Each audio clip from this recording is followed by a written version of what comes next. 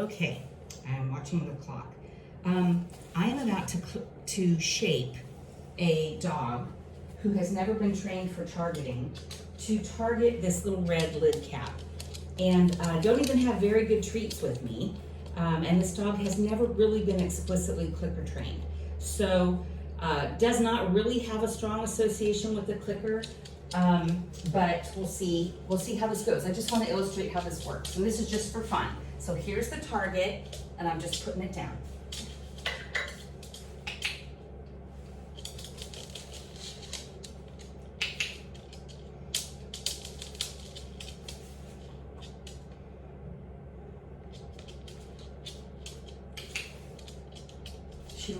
He looked at it. If he even looks at it, he gets rewarded.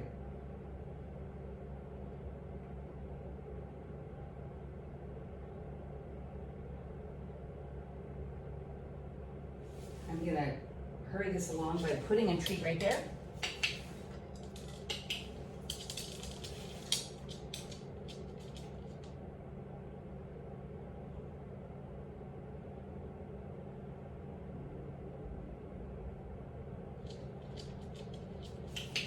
Stepped near it, not even consciously, but he approached it. He's orienting toward it. He's staring at my hand, so this is going to be slow going. Okay, I'm making it easier by delivering the treat right in front of the lid, but there's still no proactive interaction with the lid.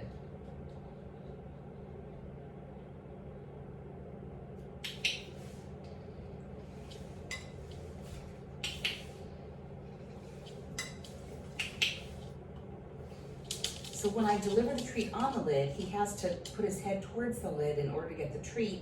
And guess what? That gives him a new reward as well. All of this talking that I'm doing is not helping. I should be totally silent, but I'm trying to explain what I'm doing.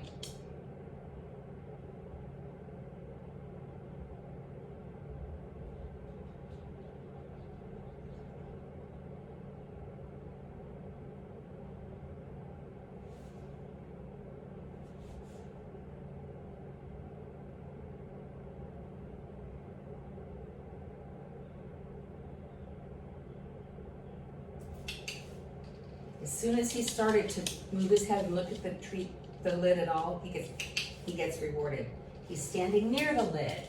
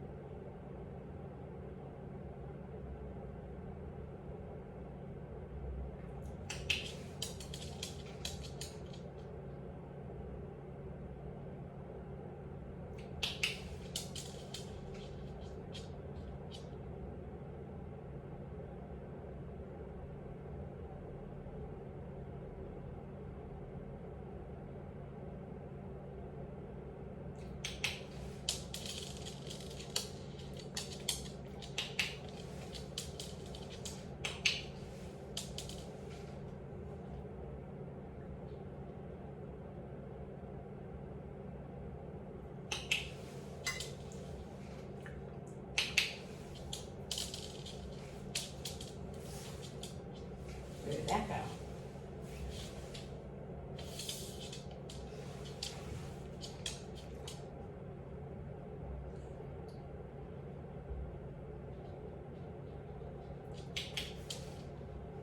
He's lowering his head in the vicinity of the lid.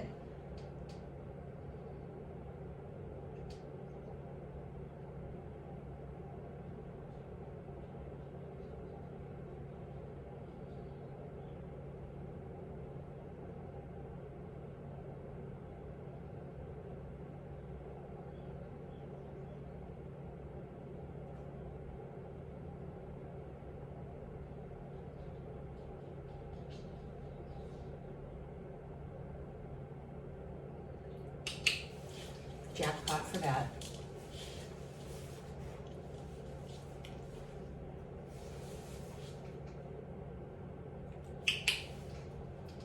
Okay, so we're getting the idea.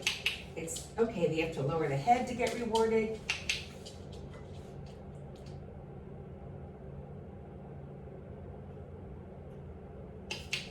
So now he kind of understands. I'm lowering my head, I'm not sure why. He touched the lid. So I'm doing a lot of this close-up work. Nice job. See how more frequently we're getting this behavior? This is called shaping. Nice job.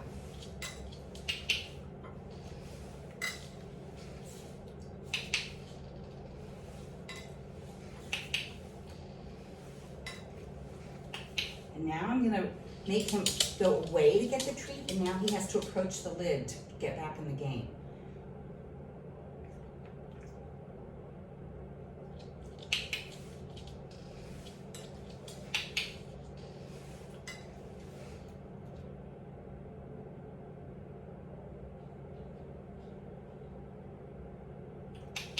Nice job, jackpot for that. We've been doing this for 5 minutes, about 5 minutes. Nice job. So now he's sniffing around the lid. What is it about this lid? Good. And I don't have to praise. I should be quiet. All this talking I'm doing is creating more of a distraction. That's not good.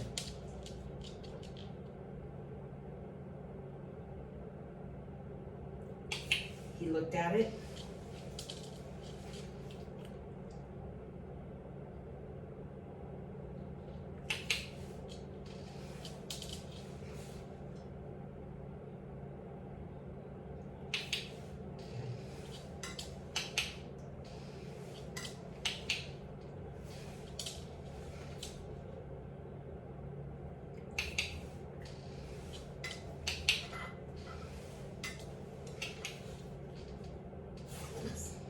I owe him a treat.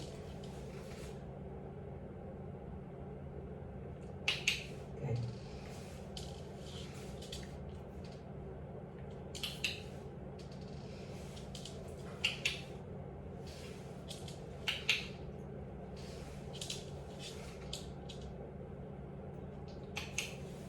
He looked at it.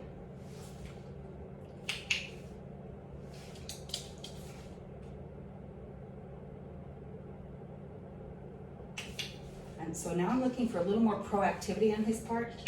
I've been setting him up for success, and now he's offering it proactively. He's still not sure what we're doing, but I know what we're doing. And this is called successive approximations, and he's doing really well. I'm gonna quit. It's been 5 minutes or so, and that was a great first session. Good job, really, good job, yeah.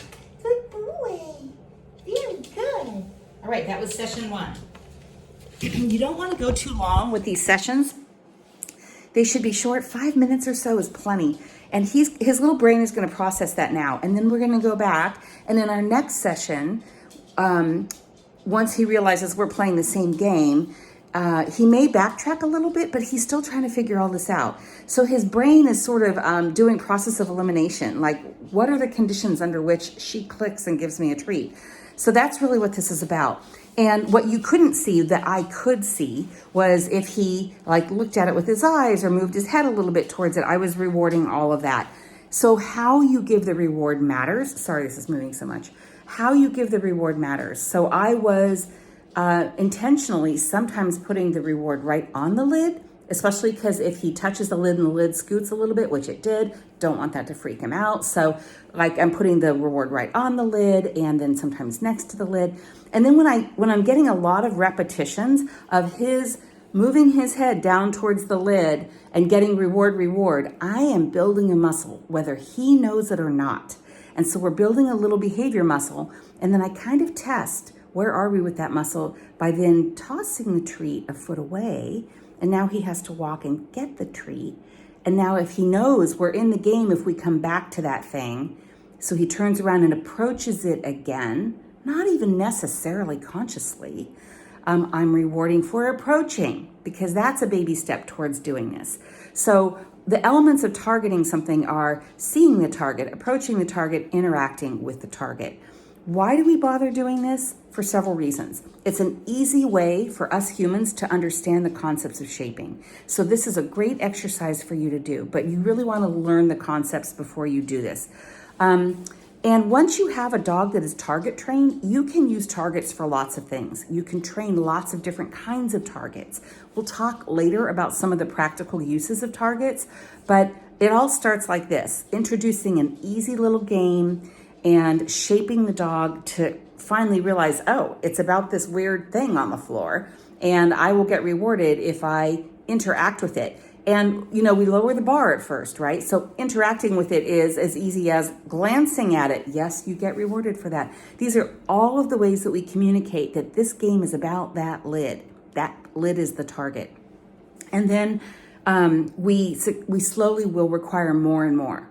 So in the future, we will stop rewarding for just glancing at the target. We will reward for stepping toward the target, moving your nose toward the target, touching the target. You're probably going to get a jackpot for that. So this is how we communicate to the dog what it is we want them to do next, as we're slowly trying to raise the bar on the level of interaction with the target. Does that make sense?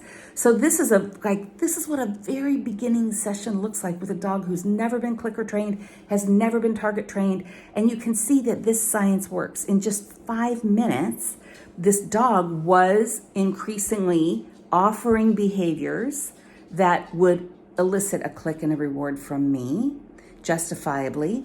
And if he started to pause, the only way that I would help him in this session, there were 2 things I was doing. If he looked me in the eyes, I would meet his gaze and I would, my battery's dying. I would meet his gaze and I would glance toward the target. So I would use my eyes to try to redirect his attention to the target. Dogs do communicate that way. That's the only form of help I would give him. And the other way was I would manipulate where I put the treat. So sometimes I would set it up so that I would put a treat on there, which would cause him to go get the treat. And now he's in position doing everything I want. I would click and reward for that, even though he didn't proactively offer that yet. And so we eliminate that level of help soon. But in this initial introduction to it, that is a form of help I'm willing to give. Okay, I hope this makes sense. This is all science. It's behavioral science. This is called operant conditioning. Operant means that the dog has the ability to operate on his environment or initiate getting rewards by discerning what it is that will earn a reward. So he's starting to learn that if I do this, she will click and give me a reward. That's what we call operant conditioning. Okay, have a great day. Thanks for watching.